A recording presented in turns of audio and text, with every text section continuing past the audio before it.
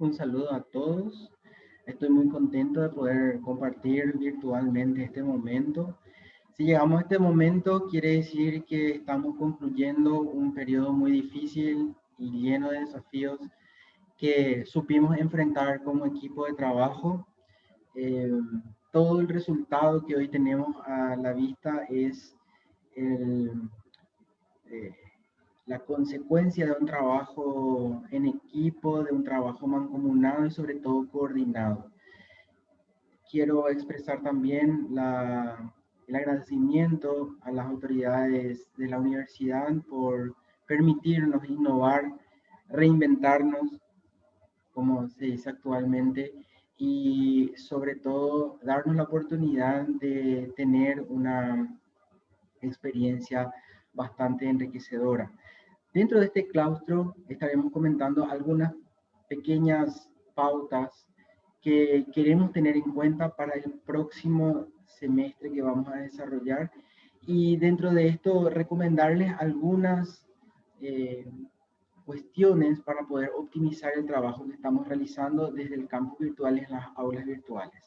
Ya sabemos que las aulas virtuales, en algunos casos, para algunas asignaturas, van a seguir siendo el lugar natural de desarrollo teórico, y para las asignaturas que son prácticas van a servir como un apoyo. Entonces, las aulas virtuales van a seguir teniendo la importancia, no exclusiva, pero sí una importancia radical para ofrecer en este sentido no solamente la cantidad de tiempo necesaria para cada uno de los desarrollos temáticos, sino también ahora queremos enfocarnos para garantizar la calidad de los recursos que vamos a estar ofreciendo a los alumnos para su proceso de aprendizaje. En este caso, quiero empezar rescatando algunas cuestiones positivas que fuimos aprendiendo. Entonces, es un apartadito donde hablamos de lo que yo considero dentro de mi ámbito de trabajo con ustedes, logros.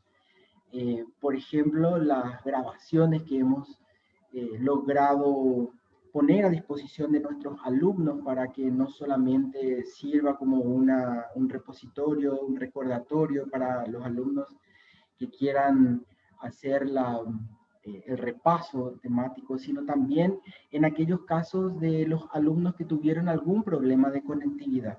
Entonces fue de importante eh, uso importante esta modalidad de tener grabada y disponibilizada para aquellos alumnos que tenían estos problemas de conectividad. También utilizamos las herramientas de comunicación con los alumnos, todas ellas fueron nuevas, ya sea desde el foro, el mensajero. Hemos ido acrecentando esa relación, ese vínculo con los alumnos, y hemos ido desarrollando también en importancia esos vínculos con ellos. También por el tipo de herramientas que fuimos manejando, podemos hablar de que hemos desarrollado cierta autonomía en cuanto al proceso de aprendizaje y de enseñanza. También hemos tenido que desarrollar ambientes en donde tanto el alumno como el docente tuvieron que averiguar un poco más por sí mismo o mirar cómo o practicar.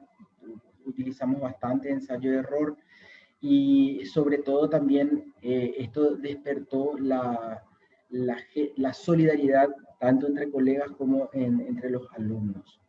Por lo tanto, eso sería ver el desarrollo de la solidaridad y empatía. También nos dimos cuenta de que era muy importante, tanto para alumnos como para docentes, mantener esa disciplina en cuanto a los tiempos para desarrollar las actividades, y también por parte de los alumnos para poder ir actualizándose lo antes posible en cada uno de los temas que se iban desarrollando. Por supuesto, también consideramos muy importante que cada aula es una evidencia del trabajo que el docente hizo.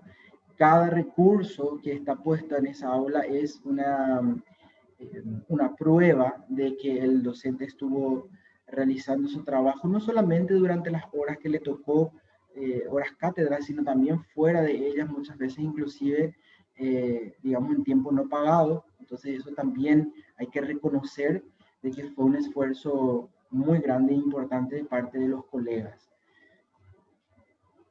También tener a mano una serie de evidencias que nos permiten evaluar tanto el proceso como una evaluación de producto de todas nuestras asignaturas. Entonces, eso es algo que vemos como positivo. Hoy nosotros queremos mirar qué trabajos se entregaron, entramos a un aula y vemos las tareas, vemos la evidencia, los trabajos entregados y las calificaciones de los docentes también.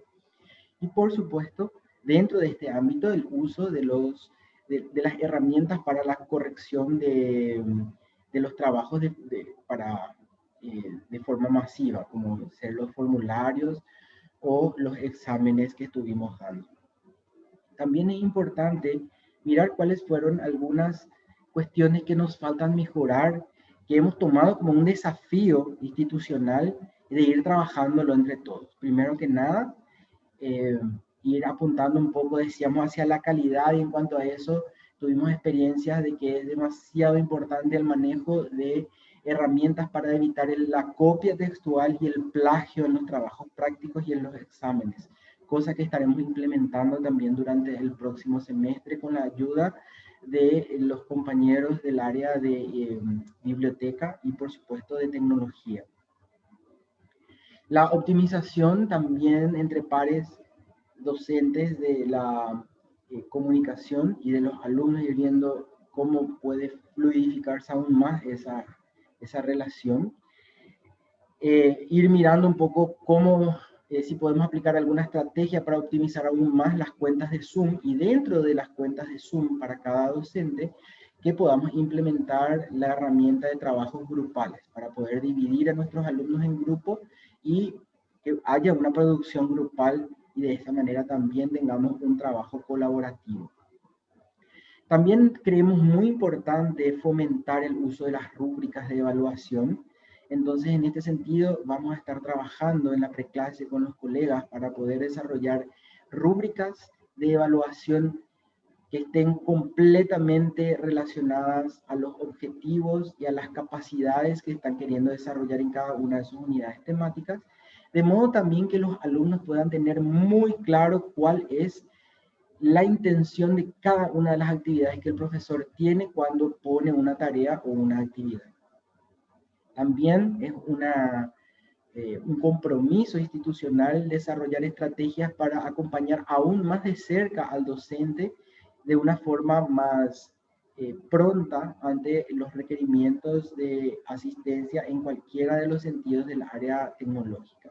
Y por supuesto, innovar estrategias didácticas para cambiar el esquema de la clase magistral, que vemos tiene un, digamos, aprovechamiento bastante parcial en lo que es un poco el tema de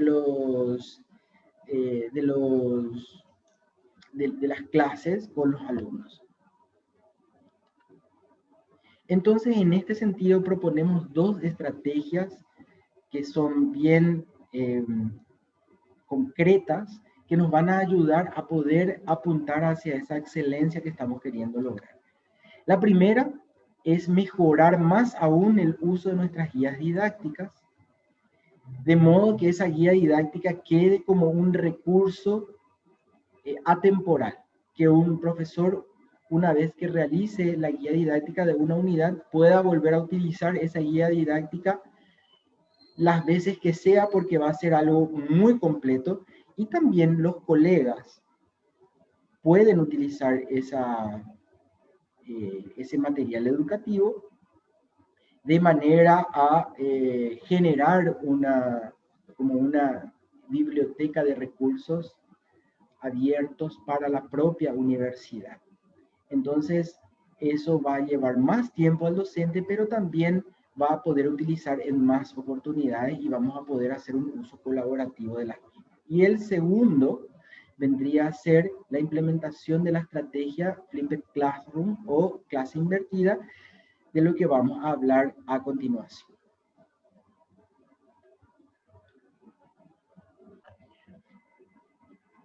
Vayamos a mirar entonces a la primera propuesta, que es justamente el uso de la guía didáctica como un recurso educativo abierto. En este sentido, recordemos que la guía didáctica es una herramienta que no solamente le orienta al docente en su labor educativa, sino que también estamos utilizando para que el alumno pueda orientarse perfectamente en tiempo, en forma, sobre las actividades que nosotros vamos a pedirles que desarrollen en una unidad o en un semestre entero. Por lo tanto, recordemos que la guía didáctica tiene que tener elementos como los objetivos, los contenidos y los indicadores que vamos a medir en cada uno de estos contenidos y por supuesto la manera como vamos a evaluarle también. Si es una evaluación de proceso, de forma formativa de proceso o una evaluación de producto final. Recordemos entonces que los profesores deben saber que toda su producción intelectual y creativa puede ser protegida y diseminada alrededor del mundo para compartirse con otros docentes. Es como si fuese que un docente escribe un material, como un libro. Entonces se respeta su autoría intelectual y por supuesto se genera también un espacio en donde la propia universidad ponga a disposición eso para la comunidad educativa. Estoy poniendo las fuentes de donde estoy sacando estas citas. Los recursos educativos abiertos son materiales didácticos que pueden ser aplicados en el área del aprendizaje o de la investigación y que se encuentran en el área del dominio público o que se publican con las licencias de propiedad y para eso se tienen en cuenta ciertos tipos de licencias que vamos a ver más adelante que facilitan su uso, la adaptación y la distribución posterior. En ese sentido, entonces, vamos a mirar algunos pasos simples que tenemos que tener en cuenta para crear los recursos. Tenemos que recordar primero que cualquier tipo de material que nosotros estamos utilizando actualmente puede ser convertido en un recurso educativo abierto. Eso quiere decir que no vamos a empezar el trabajo de cero, sino lo que vamos a hacer es adaptar los materiales que ya tenemos en un formato de recursos educativos abiertos.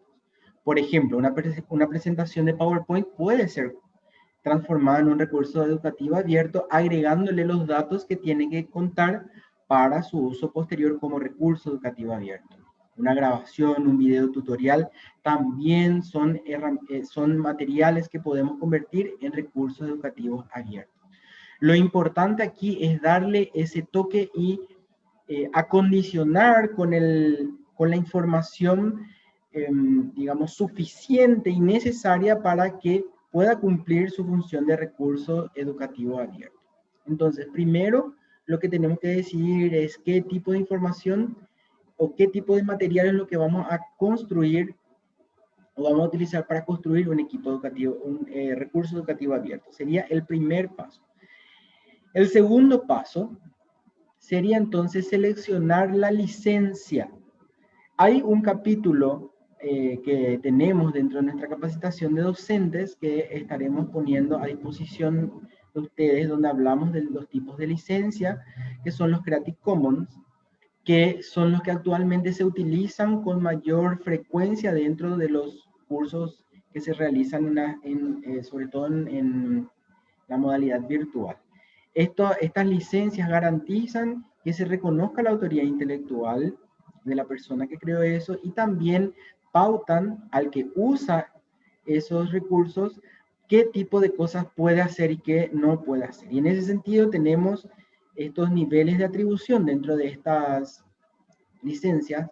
La primera, obviamente, que está presente en todas es la condición de atribución, en donde lo que se pide al no tener ningún tipo de ganancia monetaria, lo que sí se pide es que se reconozca la autoría del autor, valga la redundancia, de este material.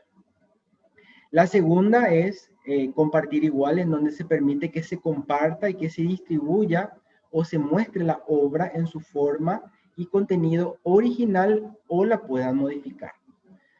La tercera es no comercial. Si se tiene esta condición de no comercial, entonces ningún tipo de material que se derive de esta obra puede estar dentro de un curso que tiene la finalidad de ganar algún tipo de dinero. La cuarta sería no derivado, permitiendo que otros copien, distribuyen y realicen copias originales, pero sin modificar. Entonces, con estos niveles de atribución, lo que hacemos es determinando como autores qué tipo de cosas las personas que van a utilizar aquellos materiales que nosotros desarrollamos van a poder hacer en el futuro. Y por último sería la diseminación. Diseminación a través de un portal virtual que puede ser, por ejemplo, podría ser el canal de YouTube de la propia universidad. Y aquí les explico cuál sería la diferencia. Nuestros videos, que son grabados especialmente para los alumnos, están ocultos de manera pública, de forma que la gente que entra a navegar dentro del canal de YouTube de la universidad no encuentran esos videos porque solamente están disponibles para los que tienen los links. Sin embargo, sí podemos tener videos relacionados a un interés público en donde estamos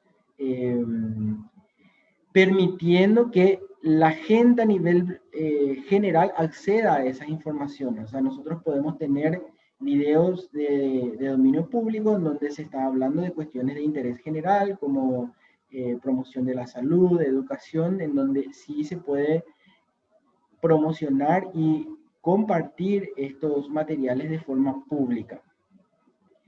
Estos repositorios también pueden estar dentro de nuestra propia página, o sea, podemos nosotros tener dentro del propio campus universitario, campus virtual, un lugar en donde estén todos los recursos que los profesores y los alumnos vayan generando a lo largo de las asignaturas. Entonces, un video grabado en YouTube puede contener los links de los materiales de lectura que el docente va a utilizar posteriormente con el alumno. Entonces, eso vamos a mirar cómo puede impactar esto dentro de un modelo como el aula invertida que vamos a ver más adelante.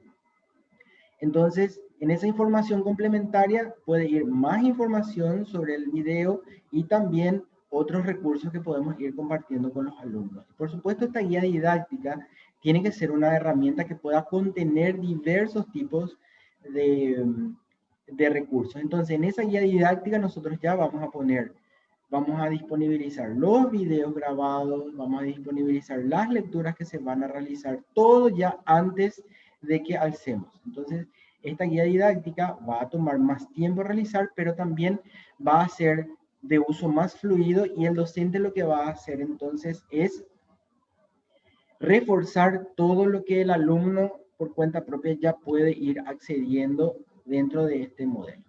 Y por supuesto, esto va a obligar a que la universidad genere un espacio de diseminación virtual para la disponibilización de estos materiales. La siguiente estrategia que estamos proponiendo es lo que se conoce como Flipped Classroom o aula invertida. Este es un pequeño esquema para que ustedes se den cuenta que ¿por qué se llama aula invertida? Primero que nada porque el docente trabaja muy arduamente para poder preparar el esquema de las actividades. Este esquema de las actividades se tiene que establecer antes de poder socializar con los alumnos y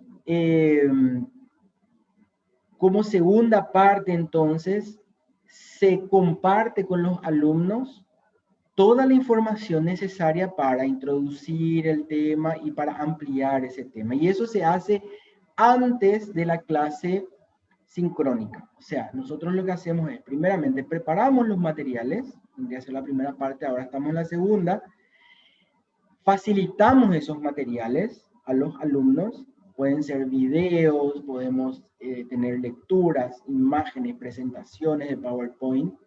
Esto es fuera de clase, entonces los alumnos primero se informan, miran, y luego en la clase lo que se hace es, sobre lo que se dio, sobre lo que se entregó, entonces se fomenta la discusión y se trabaja sobre todo sobre la consecución de los objetivos fundamentales de esa unidad temática. Entonces, en clase lo que hacemos es debatir y cerrar. Fíjense que todo el desarrollo previo tiene una lógica distinta porque el docente ya prepara antes, los alumnos antes tienen acceso y esto se enmarca perfectamente dentro de lo que nosotros consideramos como horas de aprendizaje autónomo. Solamente que en vez de que esto sea después del desarrollo, va a ser antes del desarrollo. Antes del desarrollo áulico y también en el desarrollo cognitivo del alumno porque va a tener acceso antes de la clase sincrónica a todos los materiales para embeberse del tema y posteriormente poder pasar a debatir y a hacer su propia construcción individual y también colectiva sobre el tema y eso se hace en la clase. Entonces, ¿de qué se trata este modelo? Y nuevamente, en la casa los estudiantes se preparan para participar de las actividades y esto obviamente, antes que de esto, el docente ya preparó esos materiales. En la clase, ¿qué es lo que se hace entonces? Los estudiantes practican aplicando estos conceptos clave y por otro lado, los docentes lo que hacemos es reforzar aquellos temas que queremos que queden bien establecidos y que son fundamentales para las asignaturas que estamos desarrollando.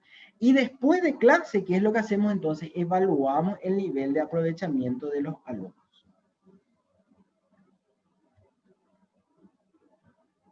Entonces, para poder preparar una clase, tenemos unos pequeños pasos. El primer paso sería seleccionar las fuentes y los recursos que vamos a utilizar. Si vamos a utilizar videos, si vamos a grabar videos, si vamos a utilizar videos de otras personas. En este sentido, también tener muy en cuenta que la licencia que tengan estas personas sea una licencia abierta. Y si van a usar un video de alguna clase magistral o una presentación de otra persona, asegúrense de nombrarle y darle esa atribución al autor de ese video o de esa presentación. En segundo momento, el docente lo que va a hacer es establecer qué actividades va a hacer para introducir el tema. Puede ser un video introductorio, materiales de lectura complementarios, pueden ser artículos científicos, blogs institucionales o personales de profesionales avesados en el tema, o cuestionarios que se entregan antes del desarrollo. Esta también es una manera de medir. Hay cuestionarios que se pueden aplicar antes del desarrollo y un cuestionario después del desarrollo temático para medir el aprovechamiento, en este caso cognitivo. También para el desarrollo temático se pueden dar trabajos de interpretación individuales o colectivos y aquí va a ser muy importante el uso de los foros y del chat sobre todo. Esto se puede generar un momento antes de la clase sincrónica o durante la clase sincrónica. Acá también podemos establecer los trabajos en grupo.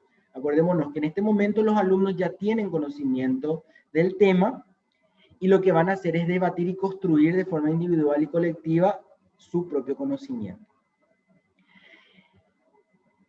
Y por último, la evaluación. ¿Cómo vamos a evaluar y qué tipo de evaluación vamos a generar? ¿Una evaluación formativa o sumativa? Eso va a depender mucho para que utilicemos también cierto tipo de herramientas. ¿Qué actividades vamos a utilizar para evaluar? Recordemos que los foros podemos utilizar para evaluar de forma sumativa. Tenemos entregas de trabajos prácticos, individuales o grupales. También podemos generar encuestas o formularios para medir el aprovechamiento de esa unidad. Y el último paso sería disponer de un lugar, en este caso virtual, un repositorio institucional en donde lo que se va a hacer es disponibilizar no solamente para los alumnos de nuestra materia, sino también para el propio profesor más adelante o para colegas, de forma, digamos, abierta y que puedan utilizar ese mismo material.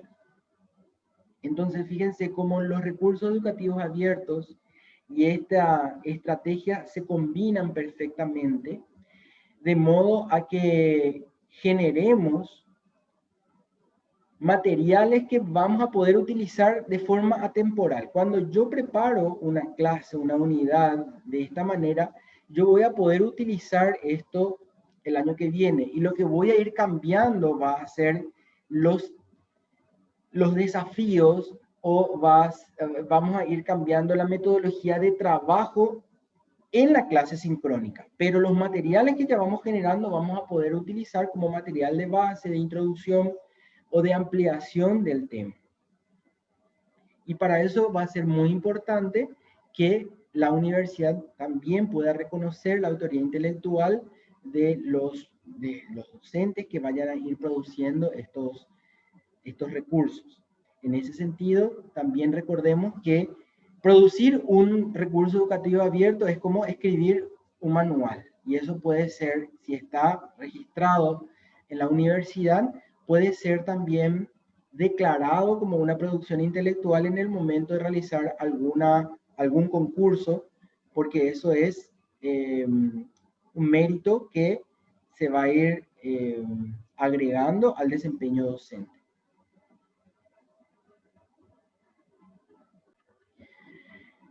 Estas son algunas de las estrategias que queremos proponer, que vamos a estar trabajando con ustedes en las preclases.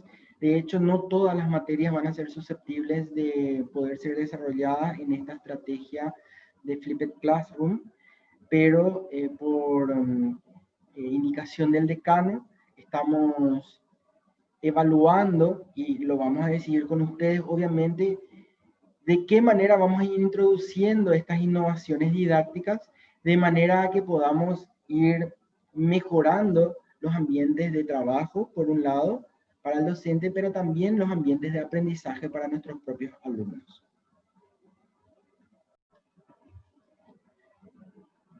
Quisiera hacer una pequeña presentación de algunas implicancias que tendría esta implementación, sobre todo de la estrategia Flipped Classroom a nivel didáctico y administrativo. ¿Qué vamos a conseguir como institución aplicando esta estrategia?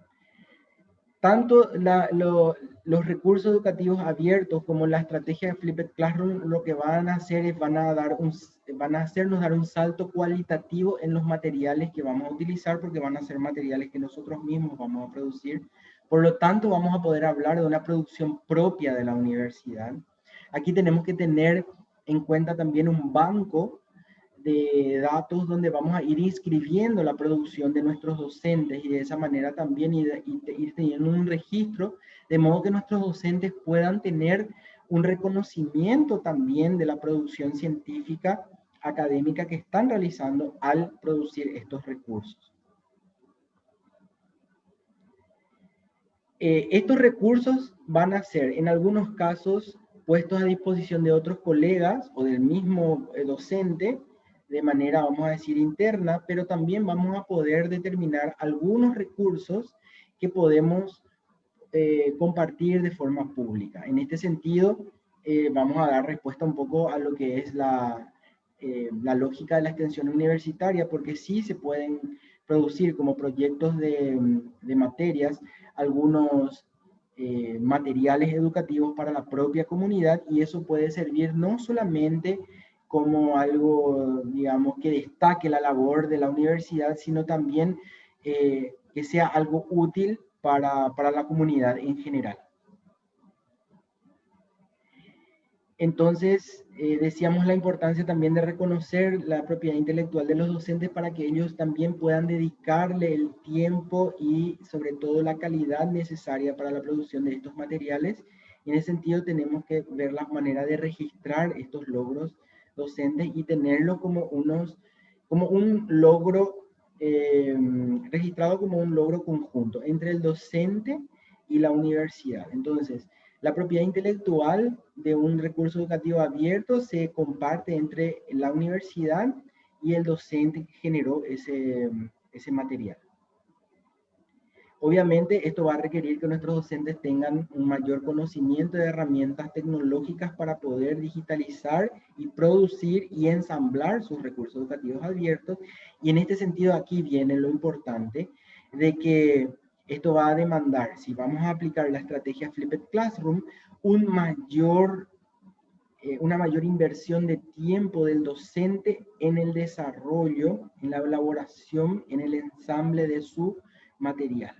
Entonces, aquí va a tener que haber una consideración importante y buscar un promedio de cuánto es lo que el profesor va a dedicar con esta estrategia Flipped Classroom a preparar el material, porque aquí no va a ser suficiente 1 o 2 horas, estamos hablando de muchas horas dedicadas, probablemente de mucho tiempo de video grabado y también la preparación de las actividades orientadas a la consecución de esas eh, de los objetivos en cada una de las unidades temáticas. Y aparte están las clases sincrónicas que obviamente se van a seguir pagando seguramente como horas cátedras. Entonces, acá lo que hay que ver es cómo ensamblar el pago de horas cátedras con esta producción que el docente va a hacer, que tiene que estar obviamente contemplado, me imagino, dentro de las horas cátedras. Entonces, como probablemente no sé mucho de administración, pero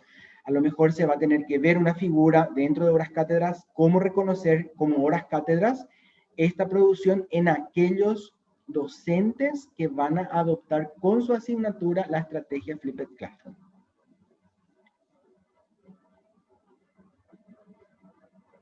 Eso es todo de mi parte. Les agradezco muchísimo la oportunidad nuevamente y les deseo que sigan teniendo una exitosa jornada.